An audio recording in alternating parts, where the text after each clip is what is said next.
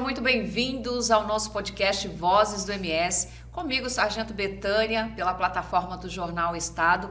Nós fazemos o nosso conteúdo com muito carinho, com muita dedicação, para que chegue até vocês muita informação, orientação e, é claro, nós não esquecemos também daquele momento de reflexão. E aproveitando já o ensejo, eu quero pedir para você deixar o seu joinha. Muitas vezes você acompanha todo o nosso conteúdo, mas esquece de curtir. E isso faz uma grande diferença para que identifique, o nosso conteúdo seja identificado por outras pessoas e venham acompanhar também o nosso trabalho, que é muito importante, como eu disse, é feito com muito carinho. E eu estou com uma convidada muito especial hoje aqui, E eu quero que vocês a conheçam, fazer uma breve explanação da formação dela. E é Maria Cecília Martins Bueno. Sabe qual que é a profissão dela? Ela é médica. E vou buscar aqui um pouquinho, é um currículo extenso, mas vou tentar fazer de maneira sintética, Maria Cecília, um pouquinho da sua formação, do seu conhecimento. Graduada na sua formação justamente na Faculdade de Medicina de Presidente Prudente, UNOeste. Também tem alguns trabalhos de atendimento na parte social, que isso é muito importante, na comunidade da cidade de Corumbá, juntamente com profissionais norte-americanos. Fez também esse trabalho voluntário junto a essa comunidade, inclusive ela vai conversar um pouquinho com a gente e ela estará também agora ajudando os nossos irmãos gaúchos de maneira voluntária no Rio Grande do Sul. Participação também em cursos como, por exemplo, o intensivo de geriatria, que é um assunto que nós vamos conversar muito hoje sobre a importância dos cuidados para com idosos, principalmente nessa parte de prevenção, que é o nosso foco aqui.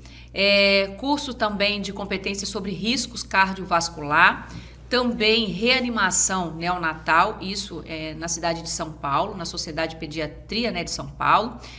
Cursos de condutas atuais em mastologia de Presidente Prudente, também muito importante, na Associação Paulista de Medicina Regional. Participou também de atualizações em emergências clínicas. E participou também como ouvinte da Liga Acadêmica de Clínica Médica. Então, vocês podem observar uma pessoa com vasto conhecimento e em diversas situações de atuação. Seja muito bem-vinda, doutora Maria Cecília. Obrigada, Sargento Betânia, pela oportunidade de ter me chamado. E eu estou aqui hoje para ver se eu consigo ajudar um pouco a população, sobre a parte da medicina, mas principalmente a parte da geriatria do envelhecimento, que é o que eu gosto de trabalhar. E hoje em dia o meu foco maior nessa área. E a gente nota, doutora, que a nossa população ela está envelhecendo, E eu estava lendo esses dias que até tem alguns dados que as famílias começaram a ter menos filhos, E querendo ou não, está chegando a idade para todos nós. Sim. E a gente precisa envelhecer com qualidade de vida, com saúde. E existem alguns mecanismos que podem nos favorecer, que podem ajudar e até mesmo pode retardar, muitas vezes a nossa falta de mobilidade. Sim. E se nós tivermos um acompanhamento, eu acho que de forma em conjunta também, porque também precisa ter aquele olhar preventivo da família, A família e é nada muito como a importante. senhora poder explanar um pouquinho para a gente. Dentro da sua atuação, não só em Campo Grande, mas pelo que eu observei no seu currículo, em vários municípios também do nosso estado aqui de Mato Grosso do Sul. Dentro da sua atuação, o que a senhora percebe nessa comunidade do idoso? Quais assim as principais dificuldades quando eles se deparam, puxa, cheguei numa certa idade e agora o que eu preciso fazer, principalmente enquanto família, para poder atender, para poder dar uma assistência adequada para esse idoso? Hoje o Brasil já tem 38 milhões de idosos, O último censo falou mais ou menos nesse número. O Brasil não está preparado para envelhecer. A gente vê isso é uma coisa muito nítida e isso é uma coisa preocupante, Porque junto com a velhice, se a pessoa não se cuida, alguns anos antes, não adianta querer cuidar assim, envelheci agora que eu vou. Já tem várias doenças que podem aparecer com a idade, pressão alta, diabetes, doenças cardíacas. E sim, tem algumas coisas que a gente pode fazer. Não quer dizer que você vai envelhecer, que você vai ficar doente. Tem muita relação isso, A gente fala, estou envelhecendo, agora vou ser uma pessoa que vou estar sempre doente, tomando muito remédio. Não, é o contrário. Por isso que vem a geriatria, a parte do envelhecimento, a gente tenta buscar o paciente e orientar ele antes que isso aconteça. né? Tem vários pacientes que chegam no meu consultório já com 80, eles acham que eu sou também uma médica bem velhinha, eles vêm, nossa, doutora, mas eu tenho quase 42 anos, né? Mas sim, a gente fala, não, o objetivo da geriatria é que você envelheça bem, né? Quando você chegar aqui e começar a envelhecer mesmo, porque hoje em dia a expectativa de vida está aumentando muito, você ter uma velhice boa, né? Não ficar doente, não necessitar de tantos remédios. E o Brasil ainda não vê essa parte, né? Tantos os governantes, eles ainda não acham que é legal investir nisso, né? E é o caso da questão da prevenção. Da prevenção, que até é um gasto menor para o SUS, né? Com certeza. Por causa da parte das doenças crônicas, das quedas, tudo isso, porque isso é um gasto muito grande quando o paciente tem uma queda, fica vários dias internado, aí depois tem a parte de reabilitação, né? Isso. É um gasto muito grande, né? Mas ainda não estão focados nessa parte. A gente tenta orientar, né? Mas ainda é uma coisa que o idoso ainda não é um... Como que eu vou falar? Seria uma prioridade? Uma prioridade, isso, a palavra é essa. Não é uma prioridade ainda para os governantes. É uma tristeza, né? Porque daqui a uns dias a gente vai ter mais idosos no Brasil do que, igual você falou, cada dia tem menos filhos, né? Então, assim, você vai nas casas, a maioria das pessoas tem mais de 50 anos, né? E tem tudo isso, né? O que eu costumo dizer é o seguinte, né? O adulto de hoje, nós seremos o idoso de amanhã. Então, nós também precisamos trabalhar em políticas públicas, ações pontuais, para que realmente a gente possa atender essa população idosa de hoje, como bem a senhora colocou, segundo o censo, nós teremos um quantitativo, um público muito maior de idosos daqui a 20, 30 anos, então nem se fala. Então, se os nossos gestores tivessem esse olhar realmente com foco, isso também não é só a questão da saúde não, viu, doutora? O que eu noto a nível de Brasil? Infelizmente, não se tem essa cultura da prevenção, do cuidado antes, né? Eu falo isso porque eu sou da segurança pública, eu tenho uma velha frase que eu até digo assim, é a melhor forma de você lidar e combater a criminalidade é antes de você ser vítima dela. Sim, né? Que você vai, os recursos, por exemplo, economizar, vidas que poderiam ser poupadas, e na saúde não é diferente, né? Sim. Então, por isso é muito importante alguns cuidados de prevenção. E eu acho que também um dos cuidados assim, essenciais vai com a questão da alimentação.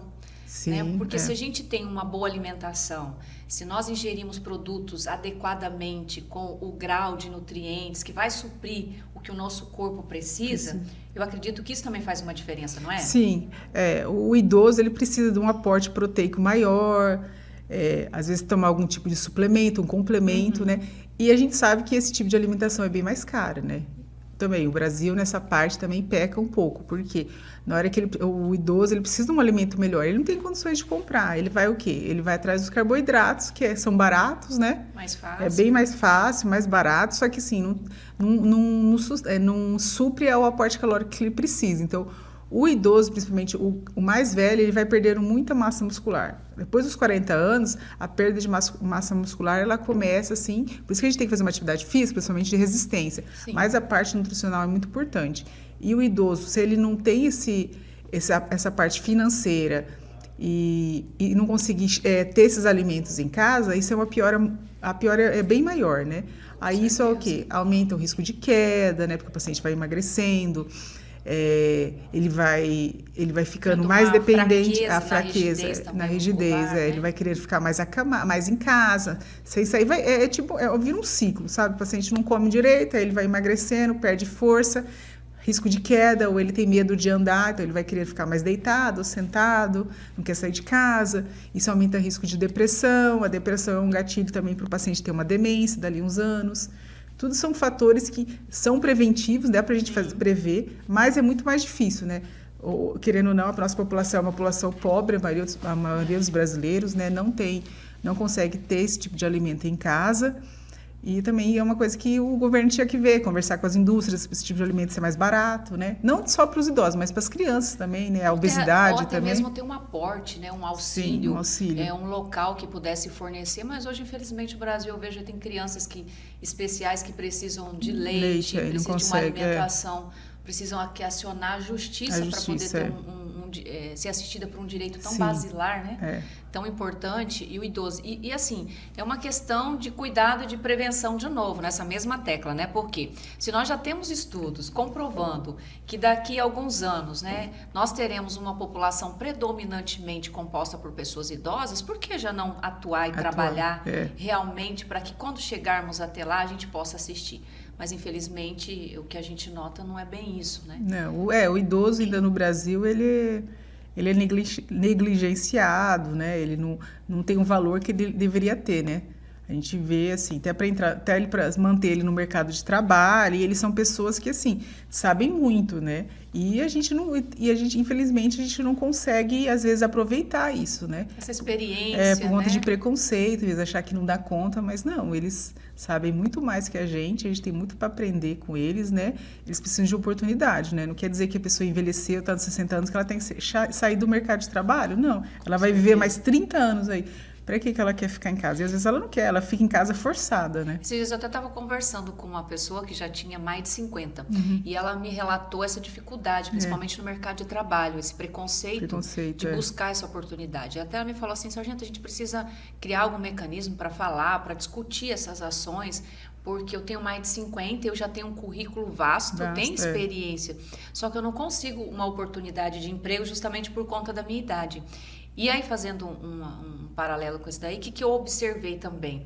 Eu vi uma empresa em Campo Grande que estava dando preferência, principalmente para esse quadro de pessoas com 50 a mais. Sim. Eu achei isso super legal. É legal mesmo. Até porque que eu fui conversar com alguns empregadores, eles me disseram o seguinte, que muitos, principalmente essa cultura mais jovem hoje, né? O jovem, muitas vezes, ele não tem aquela fidelidade, aquele tempo maior dentro do emprego. Coisa que esse público, ele já tem essa permanência, não tem esse fluxo, né, de entrada e saída, e do empregador se interessa. O jovem entra, sai, muda de emprego assim, não se apega, né, vamos dizer assim, né?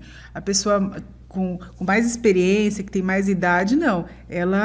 Eu acho que ela foca mais, ela tem o objetivo de ficar mais tempo na empresa, e igual eu falei, a expectativa de vida está muito alta. Às vezes o paciente tem 50 anos e a empresa já acha que ele não está mais... ele não faz mais o papel dele. Sim. Mas ele pode viver aí mais 40 anos e aí ele vai... Por que vai tirar ele do mercado de trabalho? E tem gente ele pode ser remanejado, empregado em um outro setor, né? Sabermos aproveitar. Com certeza. E voltando um pouquinho nessa parte nutricional, doutora, porque, por exemplo, hoje, como a gente poder atuar, até porque, por exemplo, uma pessoa que recebe um salário mínimo, uma aposentadoria hoje de R$1.418, e querendo ou não, a gente chega nessa fase, é o momento que a gente mais consome o nosso dinheiro, porque a gente precisa, né, da alimentação, infelizmente, por conta, né, até mesmo lá atrás, a medicação não é barata, né? Precisa-se fazer uso de alguns medicamentos contínuos, né? Muitas vezes está com um problema de pressão, diabetes e tantas outras doenças que acabam chegando ou de forma natural ou até mesmo devido a essa falta, né, de cuidados lá na nossa vida, porque muitas vezes a gente tem 30, 40, pensa que nunca vai envelhecer. Geralmente é isso. E não tem os cuidados, ou não tem aquela poupança, aquela economia, porque não teve como mesmo economizar.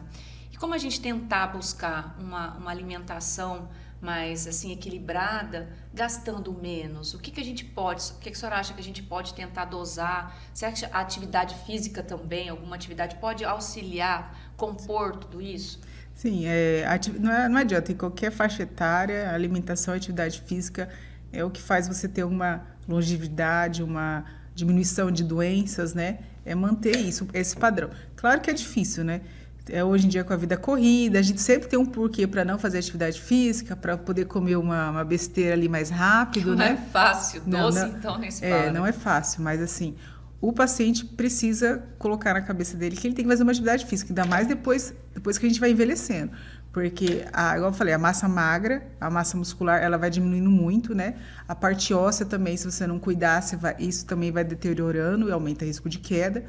Então, e sempre tem que ser uma atividade física, assim, que a gente fala de resistência, né? Uma musculação. Claro que isso tinha que ser uma coisa supervisionada, às vezes não consegue. Mas hoje tem vários centros de idosos aqui em Campo Grande que tem esse acompanhamento, assim.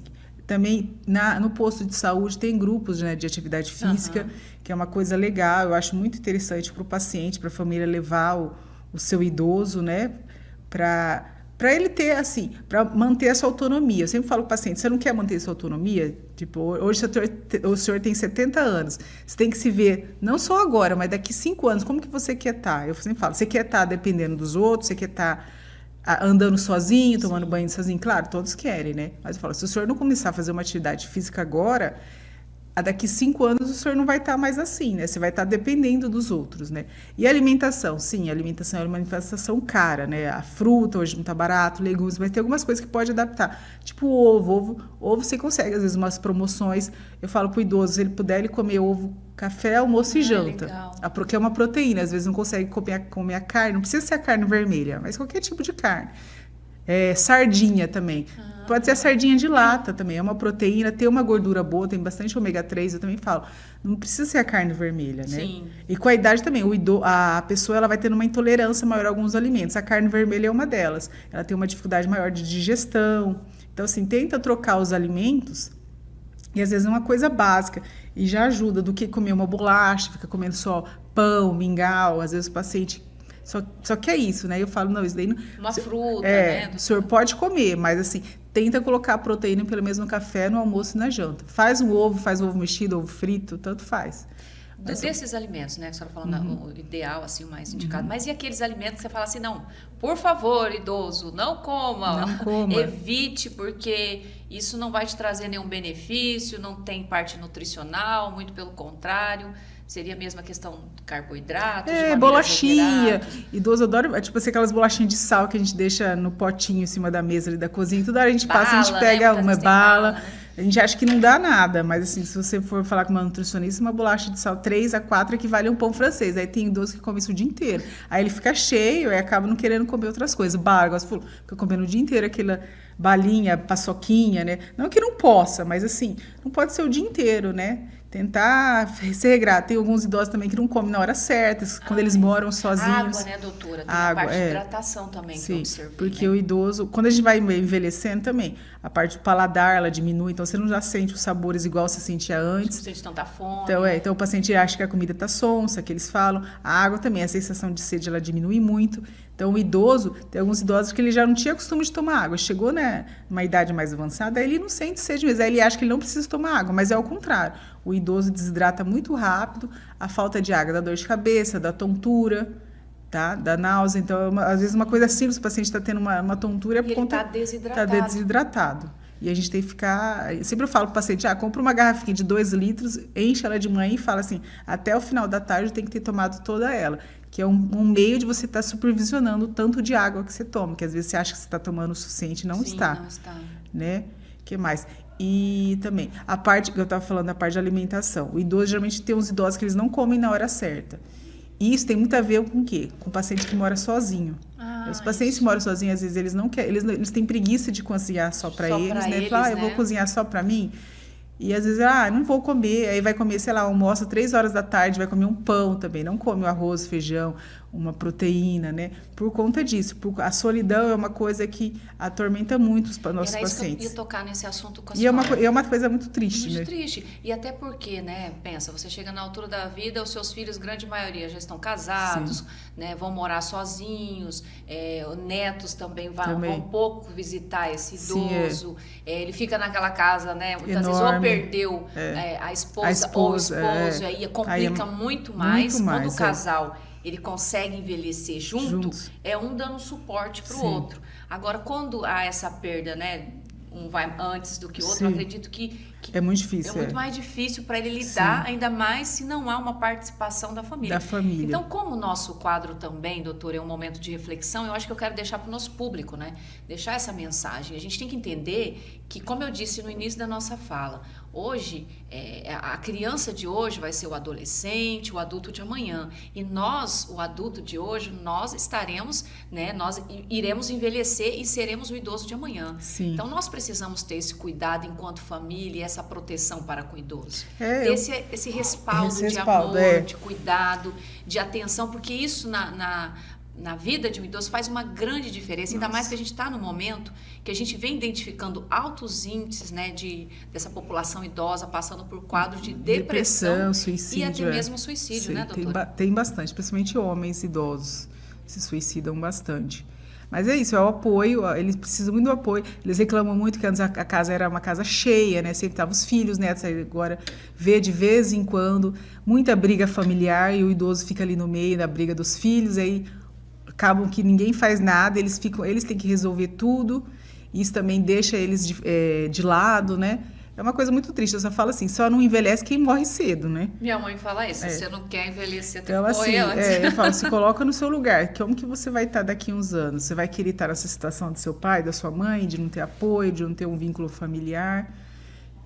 Infelizmente, tem famílias que não ligam muito para isso, não. Eu vejo muito no consultório, muita briga, sabe, dos filhos, e o idoso fica lá no meio, eu tenho que ficar... E outros, muitas vezes, ninguém quer ter aquela responsabilidade. Não. Fica igual um ping-pong, passando para o outro e lembrando que, né, aquele velho ditado que fala que muitas vezes um pai, né, uma mãe cria 10 filhos, mas 10 filhos acabam que não dando esse respaldo, Isso essa mesmo, responsabilidade. Às vezes você vê, eu falo, não, mas por que o seu filho não vem te visitar? Ai, doutora, mas ele trabalha o dia inteiro, final de semana. Eu falei, mas a senhora não trabalhava também o dia inteiro? Não cuidou de, sei lá, você igual você falou, 10 filhos? Exatamente. E ele não pode ver a senhora uma vez na semana, pelo menos, ou ir todo dia no final da tarde conversar com a senhora? Não, isso é uma desculpa do seu filho, né? Então, assim, isso não é da pessoa mesmo, né? Eu acho que não tem justificativa, não tem, né? Porque não nós tem. temos, é até bíblico isso, né, doutora? Eu que sou cristã, eu creio muito nisso. A gente tem uma responsabilidade e esse compromisso para com os nossos pais. Então, aquele que honra o seu pai, a sua mãe, você pode ter certeza que Deus ele vai promover aqui na Terra para a gente muito mais abundância, muito mais assim prosperidade e até mesmo longevidade, né? Eu estou aqui com uma parte, estou abrindo aqui o celular, estou vendo uma parte falando sobre essa questão de depressão que é muito grave muito hoje, grave. né? Isso não só no idoso, mas eu vejo que é um público em geral, porque nós estamos numa vida tão frenética, muitas vezes a gente lida com tanta coisa, a gente quer abraçar tantas atividades ao mesmo tempo e a gente está esquecendo do básico, né, doutora? É aquele cuidado, aquele olho no olho. O celular, ele veio para ajudar, mas ao mesmo tempo ele nos afasta. Sim. Porque principalmente o idoso ele gosta de conversar, o idoso ele gosta de interagir, de ser ouvido, de ter um momento de escuta, de poder compartilhar. Isso, você falou bem, de escutarem ele, né? Isso, ele gosta de contar como que foi, né, no tempo das crianças, dos filhos, como era, onde morava. E tá faltando essa atenção dos filhos, dos netos, para sentar, para ouvir esse idoso, para visitar o seu avô, ensinar o seu filho a cuidar do avô, porque mais tarde será você. Então, se ele vê você, se ele vê os pais cuidando dos avós, a probabilidade para que lá na frente ele tenha esse mesmo comportamento para com os pais é muito maior. A criança pequena ela se espelha tudo que o pai e a mãe faz, né? Exatamente. É tudo um exemplo, não adianta. Pode ver uma criança pequenininha, tudo que você faz, o pai e a mãe faz, ele quer imitar e ele vê aquilo ali como um espelho, né? Ela vai absorver, né? E se você não mostra para o seu filho, né? Tem que tratar bem os idosos, qualquer tipo de pessoa, né? Mas assim, o vô, a avó, né? Que tem que ter um respeito muito grande, não deixar eles de lado, porque eles já cuidaram da gente a vida inteira, né? Agora é nossa, eu falo que agora o papel inverte, sim. Chega uma hora que o papel inverte, né? Que é nossa vez, né? Sim. Então, eu tô vendo aqui, ó, em casos extremos de depressão, aqui, ó, cerca de 11 mil pessoas tiraram a própria vida todos os anos no Brasil. Isso segundo dados do Ministério da Saúde. E a população idosa é uma das mais afetadas, né? Isso informações do último boletim epidemiológico sobre o tema. Mostra que a faixa etária acima dos 60 anos teve as maiores taxas de suicídio, olha as regiões, na região sul, nordeste e centro-oeste do país. Esse aqui é um dado de 2019. Então, super recente, né? Super recente. Então, por que eu quero chamar a atenção? Não só a nível, né, do nosso estado, Mato Grosso do Sul. Olha agora o que nós estamos vivendo no Rio Grande do Sul, né, doutora? Sim. Querendo ou não, que a gente estava comentando e conversando um pouquinho antes de estarmos aqui nessa conversa efetiva. É uma população que tinha sua casa. Você imagina essas pessoas que já têm uma certa idade, construiu com muito trabalho, com muito esforço, criaram seus filhos. É um momento que eles pensavam, estou na minha velhice agora, é um momento que eu vou, né, usufruir de tudo isso. E aí estão lá, sem chão, sem casa. Tem onde dormir, não sabe para onde que vai. Perdeu, às vezes, todos os familiares também, né? Não sabe onde que tá os familiares, então ele se vê sozinho, sem casa. E aí, né? O que a gente, enquanto sociedade e o poder público, o que nós podemos contribuir, doutora? Então, o poder público, a parte da área da saúde, a gente vai ter que se empenhar muito com esses pacientes por conta disso, né? O poder público dá a moradia, a parte da alimentação, e a gente, como médico, como psicólogo, psiquiatra, vai ter que... Principalmente acho que o psicólogo agora vai ser um fator, assim, primordial. Igual foi na pandemia, né? Agora eles... Porque como que essa pessoa vai ter força para recomeçar, né? De novo, ter que recomeçar de novo. E ainda mais se tiveram casos alguns que perdeu algum ente querido da sua família. Se vê sozinho, né? É algo assim. Então, assim, agora o cuidado com a depressão, suicídio, vai ter que ficar um olhar muito de perto, né?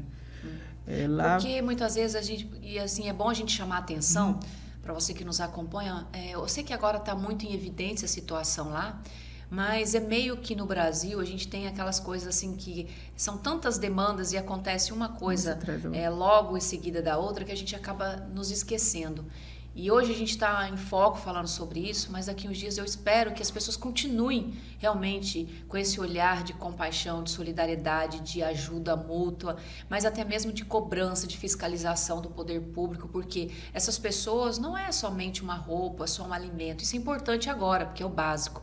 Sim, mas essas pessoas precisam reconstruir as suas vidas, elas precisam da parte médica, como a doutora Maria Cecília bem colocou, e elas vão precisar dessa parte estrutural também, não só para a cidade, mas de casa. Então, o poder público precisa ter esse olhar e nós, enquanto cidadão, nós precisamos acompanhar, fiscalizar. Cobrar e dar visibilidade para que essas pessoas elas possam continuar a serem ouvidas, né, doutora? Que essas coisas a gente só vê quando acontece, né? Porque são coisas que já estão acontecendo há tantos anos, a parte de enchente, não só no Rio Grande do Sul, né? No Rio de Janeiro você vê muito todo ano, né? No início do ano, várias... Nós passamos por isso aqui em Campo Grande. Você vai ver mesmo quando tem chuva, essas regiões principalmente próximas aos córregos também transbordam. Sim, aí só vê na hora que acontece, né? Que tem as mortes, aí pensam em fazer alguma coisa, mas assim, são coisas que já tem tantos anos, né? E a gente não cobra isso das autoridades.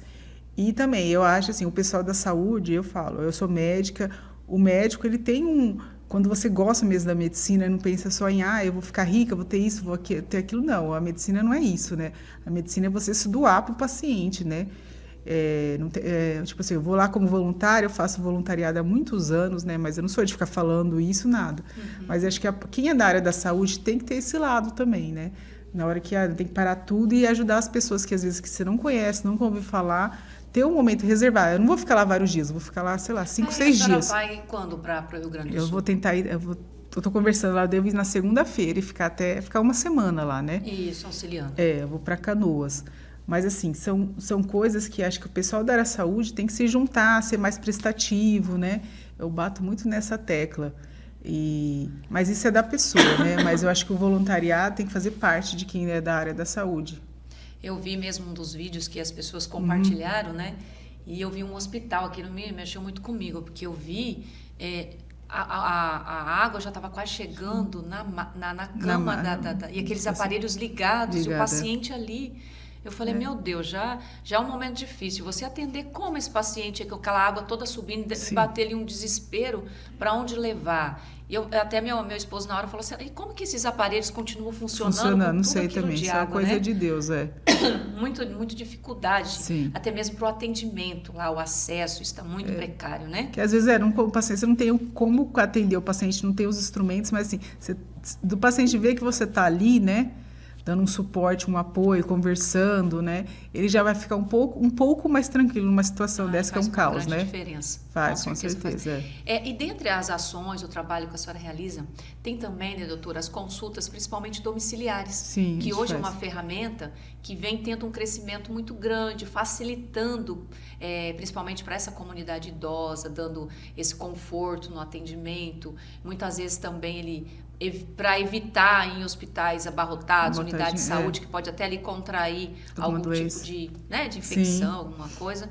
Como está sendo esse trabalho realizado aqui em Campo Grande e no nosso estado? Eu tenho vários pacientes que fazem consulta domiciliar, né? Eu vou pelo menos uma vez por mês, dependendo do paciente.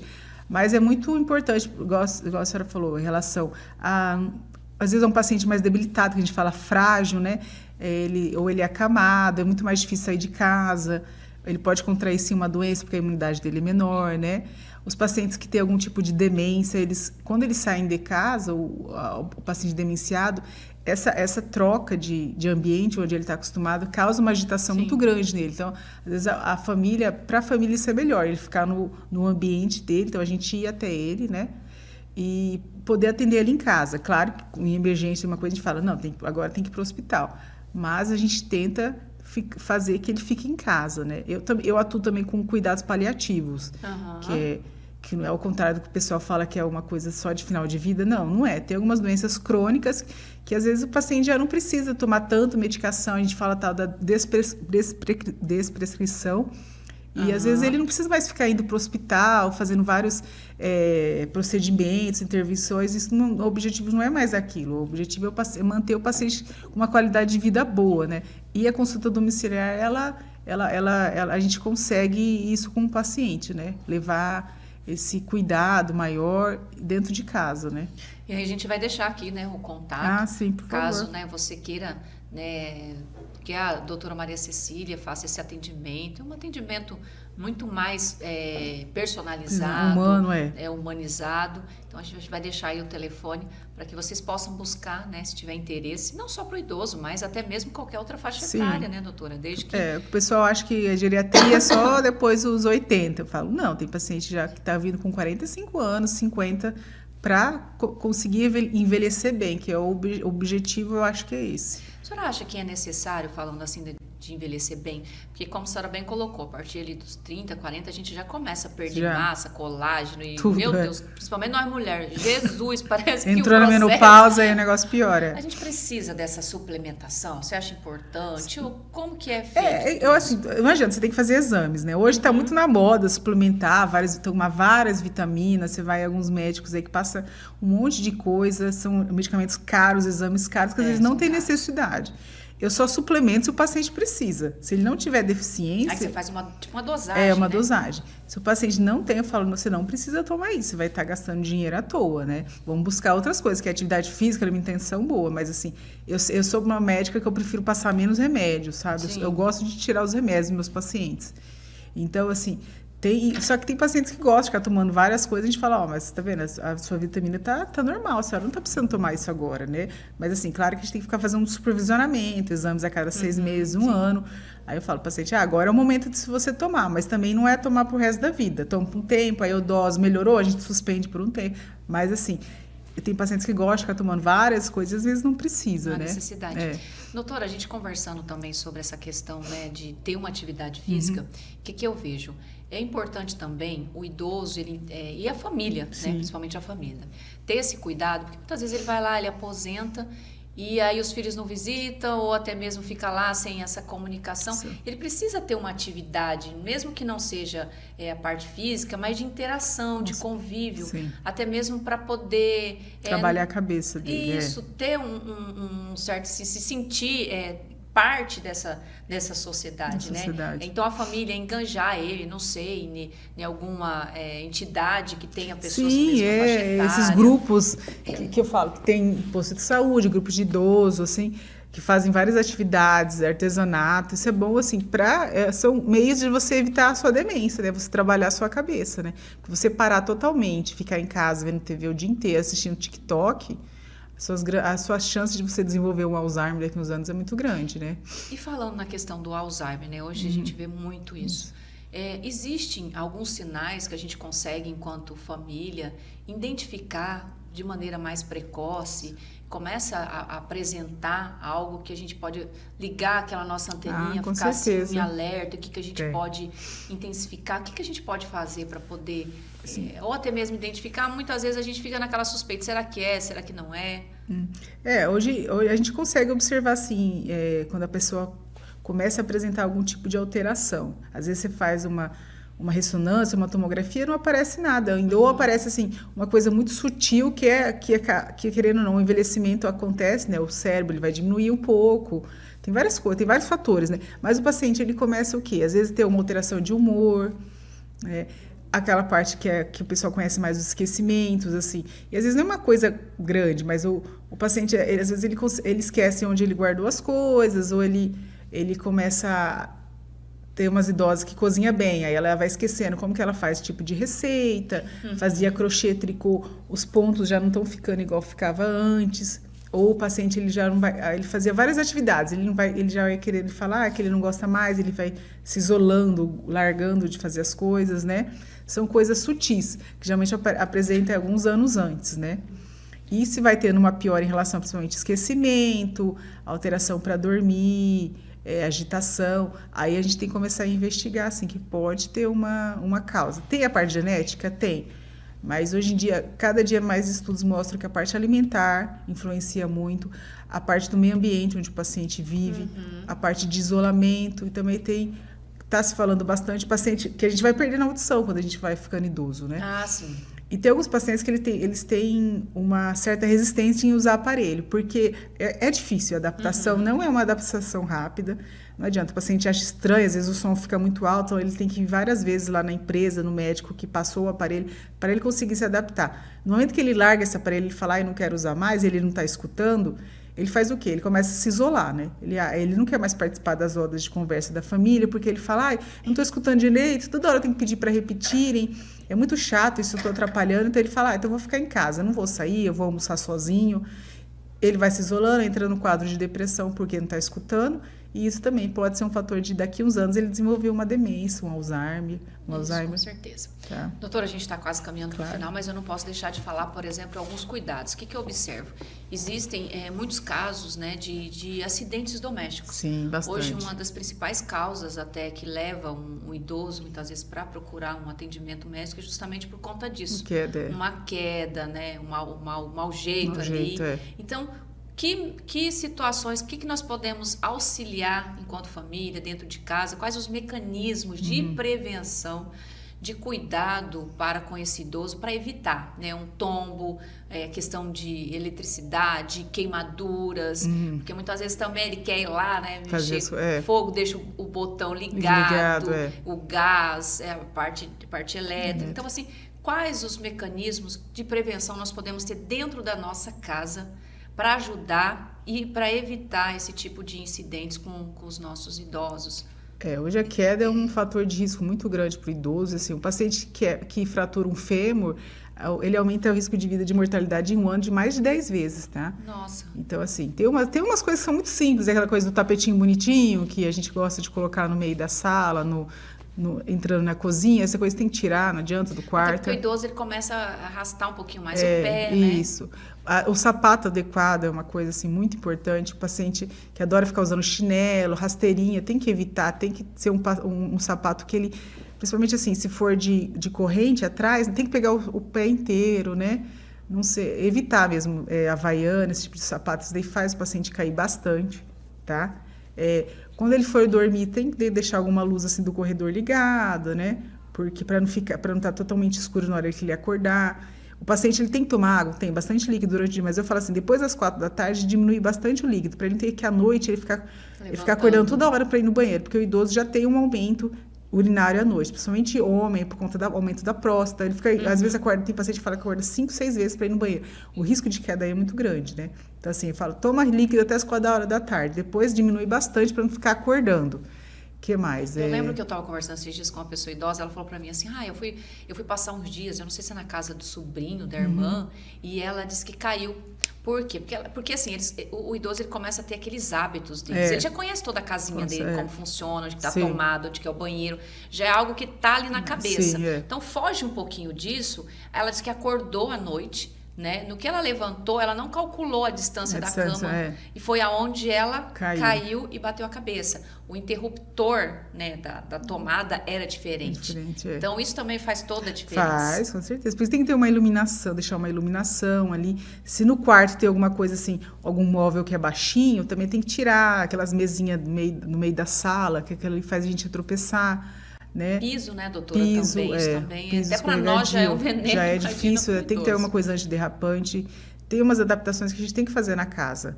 Tem que ficar, porque assim, a queda para o idoso é uma coisa assim, às vezes o paciente super legal, sabe? Tem uma vida normal. Ele caiu, assim, você vê o declínio do paciente, é uma coisa tão rápida. Porque a recuperação muito lenta, Ele né? fica internado várias semanas, às vezes a reabilitação não é a mesma coisa de quando você é jovem, você demora muito mais tempo para voltar ao normal. Você está internado, o idoso, ele perde tanta massa muscular. Para você recuperar aquilo ali, é muito difícil. É muito mais moroso. Então, né? às vezes, o paciente ele é um paciente rígido, super legal, ele, assim, é um declínio dele, assim, é uma coisa assim, é triste de ver. A partir de um acidente desse, muito doméstico, né? Geralmente é doméstico, e é muito triste. Você vê o paciente que era super legal, de repente a vida dele muda completamente. Então, gente, você que tem um idoso em casa, ou até mesmo que tem na família, vamos redobrar aí o cuidado, vamos fazer uma análise dentro da nossa casa.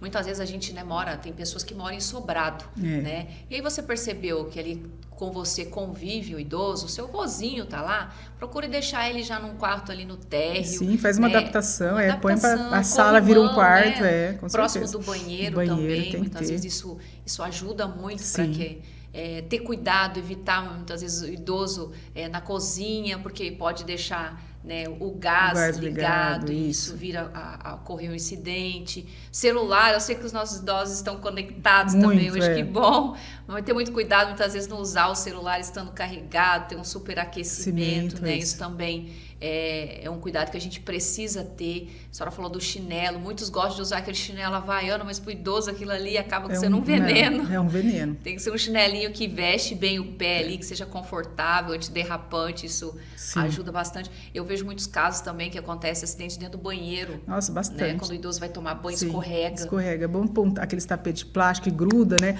Ou o paciente ele não consegue mais, assim, em pé, é difícil. Põe uma cadeira, né? Para ele tomar banho sentado. Nem que ele vai tomar banho sozinho, que eu tenho certeza que ele vai preferir. Mas deixa uma cadeira ali para ele ficar sentado, né? Para não escorregar, porque no banheiro bate no box a cabeça, bate no vaso, na pia. Nossa, e pode ser fatal, sabe? Então, e às vezes se ele mora sozinho, até alguém vê que ele caiu ali, que socorrer, né? Socorrer, às vezes já foi tarde, infelizmente. Então redobre também o cuidado. Se você tem aí um familiar que reside, que mora sozinho, muitas vezes o idoso até prefere, porque eles acabam que tendo alguns hábitos, algumas manias, né? E não se adapta na família, com barulho, a casa é muito movimentada. É natural que muitas vezes o idoso ele quer um pouco mais de silêncio, ele às vezes fica tem uma mais resistência, reservado. Ele tem uma resistência, né, de morar com um familiar. Às vezes ele não, é muito difícil também.